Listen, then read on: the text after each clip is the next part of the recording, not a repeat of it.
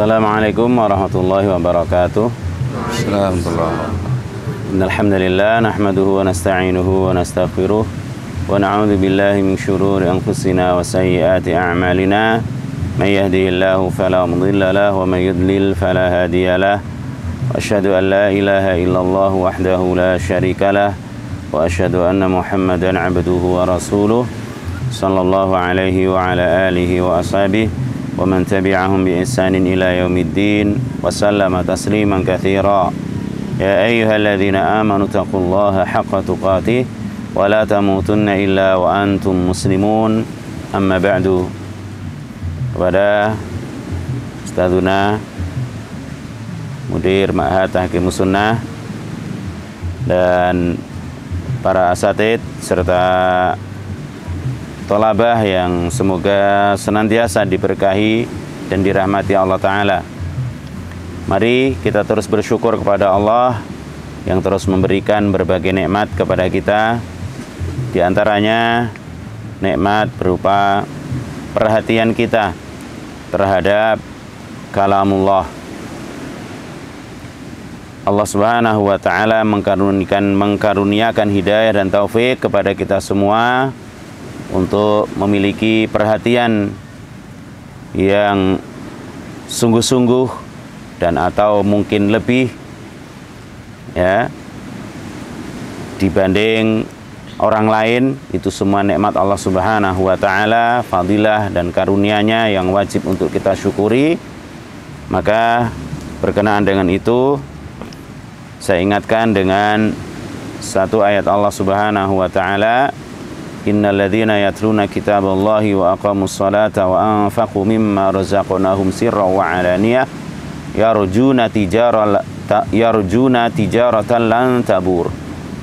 Sungguhnya orang-orang yang membaca kitab Allah kemudian menegakkan salat dan menginfakkan sebagian rizki yang kami berikan kepada mereka, mereka itulah orang-orang yang mengharapkan perdagangan yang tidak pernah akan rugi.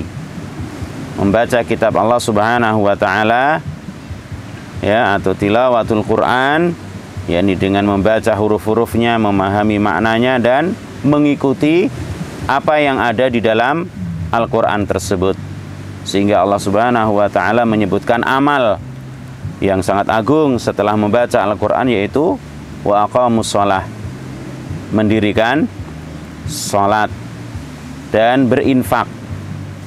Yang ini menunjukkan bahwa kita tidak cukup untuk membaca Al-Quran itu hanya dengan dibaca huruf-hurufnya, dihafalkan huruf-hurufnya, kalimat-kalimat ya dan ayat-ayat di dalam Al-Quran, tidak ya, tapi harus dibarengi dengan apa? Amal. Dan itulah orang-orang yang membaca Al-Quran dengan sebenar-benarnya bacaan. Alladzina atainahumul kitaba yatlunahu haqqa tilawatih ulaika yu'minuna bih. Jadi betul-betul dikatakan kita bertilawatul Quran ya, yakni kalau kita membacanya dengan baik, difahami, kemudian diamalkan isi dan kandungannya. Maka kita semua berharap agar Allah mudahkan untuk hal tersebut.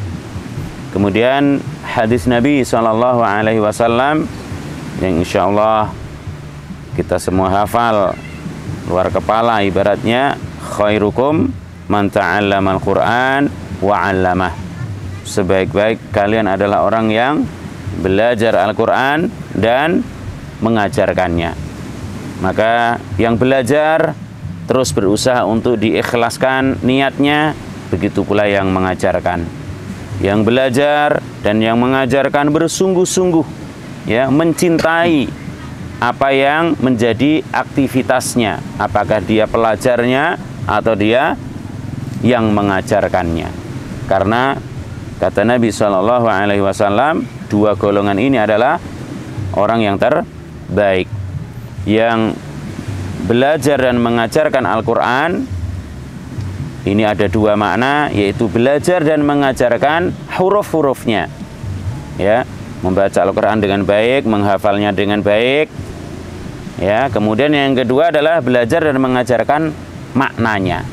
Ya, isi kandungannya. Apakah itu dalam pelajaran tafsir atau mungkin pelajaran akidah, pelajaran fikih dan seterusnya, karena semuanya bersumber dari Al-Qur'an. Maka hendaknya kita betul-betul bersyukur ya atas nikmat Allah Subhanahu wa taala ketika kita diberikan kemudahan, diberikan hidayah dan taufik untuk bisa belajar dan atau mengajarkan Al-Qur'an. Semoga Allah Subhanahu wa taala terus menambahkan nikmatnya untuk kita mencintai Al-Qur'an sehingga kita akan menjadi ahlul Qur'an yang merupakan ahlullahi wa khassatuh.